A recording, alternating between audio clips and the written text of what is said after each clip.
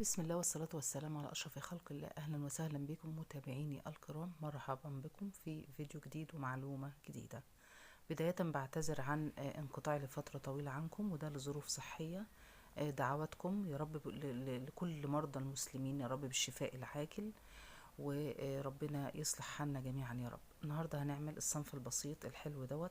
عايزه اقولك ان الطبق اللي قدامك دوت يكفي لفردين، بيضه واحده فقط، يبقى بروتين قيمته الغذائيه عاليه مع مجموعه من الخضار المتوفره عندك في البيت، والعيش البلدي القمر دوت، وهتفطري احلى فطار. وشويه اللفت الحلوين اللي لونهم وردي جميل يفتح النفس دول، وبرضه عاملينهم في البيت. وهنفطر احلى فطار مع شويه من ورق الجرجير، وكده بتكوني حصلتي على وجبه غذائيه قيمتها الغذائيه عاليه، وفي نفس الوقت سدت معاكي يوم في الفطار. ما ننساش فضلا وليس امرا نحط اللايك على الفيديو، لانه ربنا يعلم ان بتعب قد ايه في الفيديوهات، القناه بتقع خالص. وضع اللايك على الفيديو مش هيكلفك شيء، ده تكة زرار، ولكن هتبقي ساهمتي في نشر حاجه مفيده ومعلومه مفيده. بغض النظر عن الاطباق او الاصناف اللي احنا بنقدمها مع بعض، كلها الحمد لله اقتصاديه وموفره وغير مكلفه. الا انه بحاول اركز معاكي على المعلومه الصحيه والطبيه والأسرية اللي تفيدك في حياتك. ربنا يجعلها لينا صدقة جارية لينا ولوالدينا ولأبنائنا يا رب، اللهم آمين.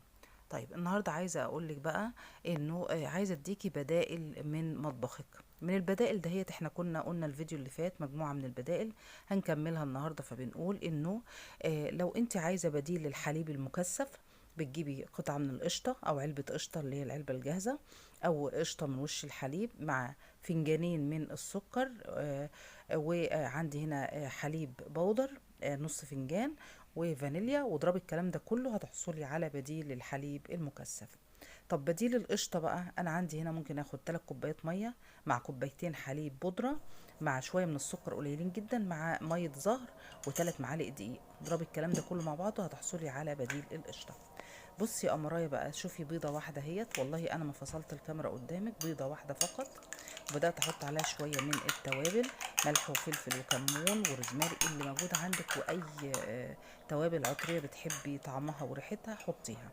بعد كده جبت الاربع حبات طماطم الصغننين القمر دول، صغيرين طبعا. بدات اقطعهم الى حلقات متوسطه في السمك يعني، وقرنين من الفلفل الحامي، على لو انت مش عايزاها حاميه او سبايسي تقدري تحطي فلفل بارد. لو عندك برضو هنا جزرة، ممكن جزراية ممكن تبشريها، اغسليها وابشريها كويس قوي، برضو بترفع القيمة الغذائية وبتدي الطعم حلو وبتدي دسامة للطبق بتاعك.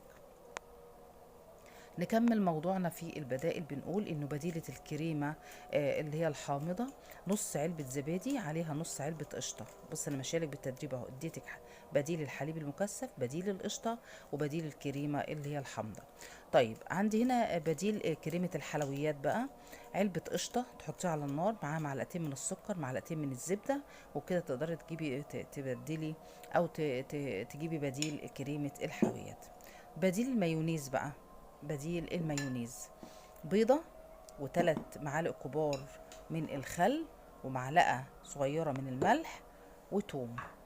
خلاص ده بديل المايونيز.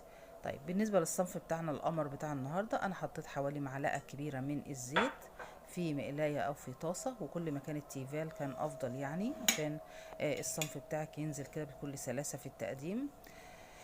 وبعدين بدأت أرص هنا حلقات الطماطم جنب بعضها كده بشكل دائري، وهبدأ هنا أوزع عليها حلقات الفلفل أو قطع الفلفل الحامي أو البارد على حسب اللي متوفر عندك، ولو فلفل ألوان برضو مفيش مشكلة، لو عندك جزر قلنا ابشري جزراية، مفيش أي مشكلة خالص.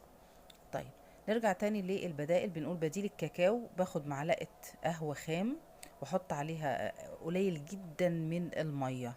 ده لما اكون عايزه احط اعمل بيتي فور، وعايزه مثلا احط له كاكاو، لقيت ان ما عنديش كاكاو، فممكن اخد معلقه قهوه خام واحط عليها اللي هي قهوه سريعه الذوبان، احط عليها شويه ميه صغيرين جدا وادوبهم، هيدوني بديل للكاكاو.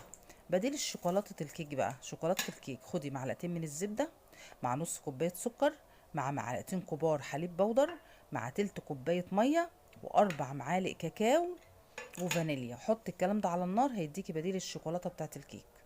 تاني امرايه، معلقتين زبده، نص كوبايه سكر، معلقتين كبار حليب بودر، تلت كوبايه ميه، واربع معالق كاكاو خام وفانيليا. حط الكلام ده على النار لحد ما يتقل ويديكي بديل لشوكولاته الكيك. بكده بكون اديتك مجموعه من البدائل جميله جدا في مطبخك. تعالي هنا بقى بعد ما الاخت ديت رصت الطماطم جنب بعضها وعليها الفلفل، وبدأنا هنا نرفعها على نار هادية، نسيبها لما تدبل خالص، وبعد كده هنكمل مع بعض. هنا بقى شوية لفت القمر الحلوين دول اهمت، خليناهم طبعا في البيت. ببدأ هنا بقى ايه اطلع منهم شوية كده جنب طبق القمر بتاعنا ده، وشوية من الجرجير او البصل الاخضر، او البقدونس، اي خضار عندك كله فيتامين حلو قوي. الخضروات كلها الياف وصبغات مفيدة وكمان فيتامينات. اللفت ده احنا كنا طبعا هنا بننضف اللف وبنغسله، بنقطعه بالقطاعة او بالسكينة، اصابع او قطع او زي ما انت حابة يعني. وبعدين بنبدأ ناخد واحدة من البنجر وبنقطعها برضو الى شرايح او قطع. وبعد كده بنجيب المية بتاعتي، عبارة عن ايه، معلقة واحدة او معلقتين من الخل، على معلقة صغيرة من السكر، على معلقتين من الملح، على سنة صغيرة من يعني اي حاجة عطرية عندك، وليكن روزماري، ممكن تحط ورقة لورا، حبهان. قلبي الكلام ده كله ونزلي فيه بقى اللفت. بس انا بعمل حركة بقى في اللفت الاول، بمسك اللفت ده بعد ما اغسله وقطعته، وابدا ارش عليه شويه من الملح واركنه كده مده ساعتين 3، ينزل كل الميه بتاعته اللي بتديك الريحه اللي هي مش مستحبه دي.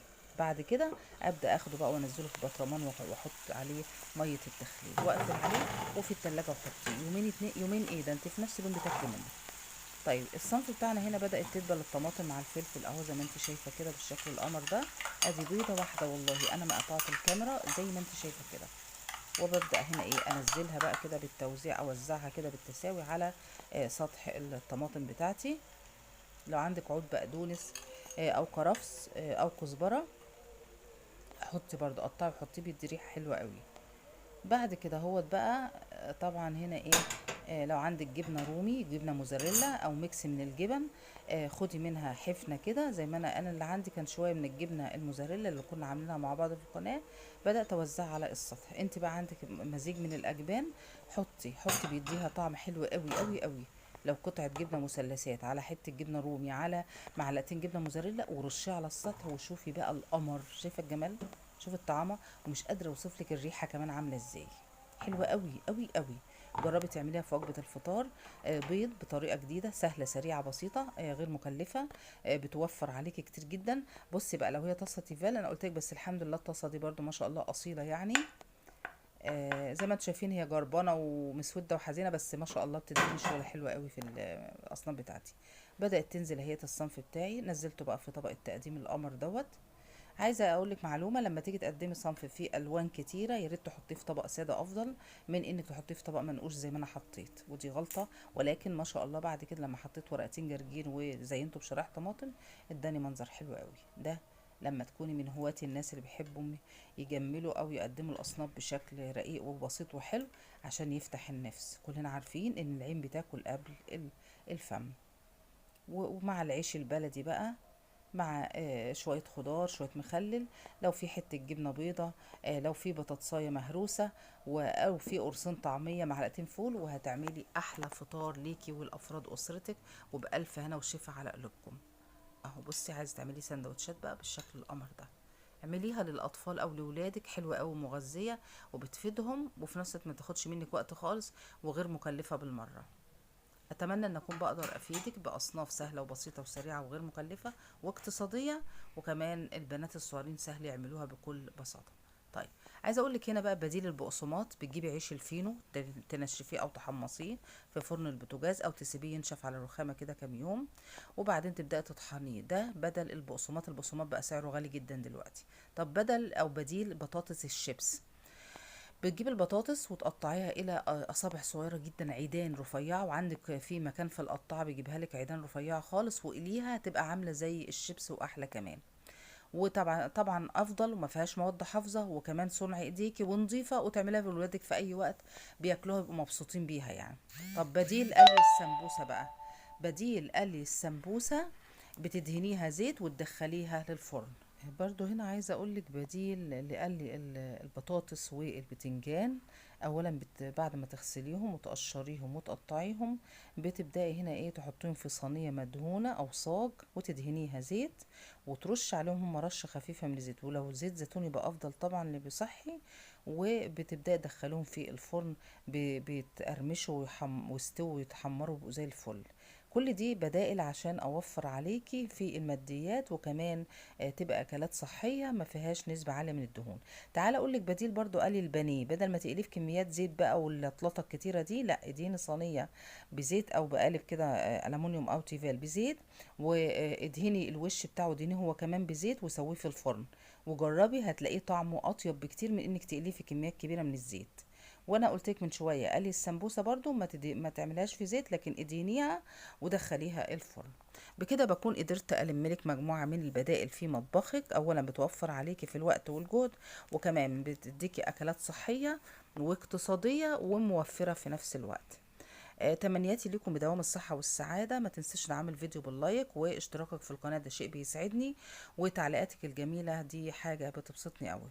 جزاكم الله كل خير. إلى اللقاء في فيديو آخر إن شاء الله. استودعتكم الله.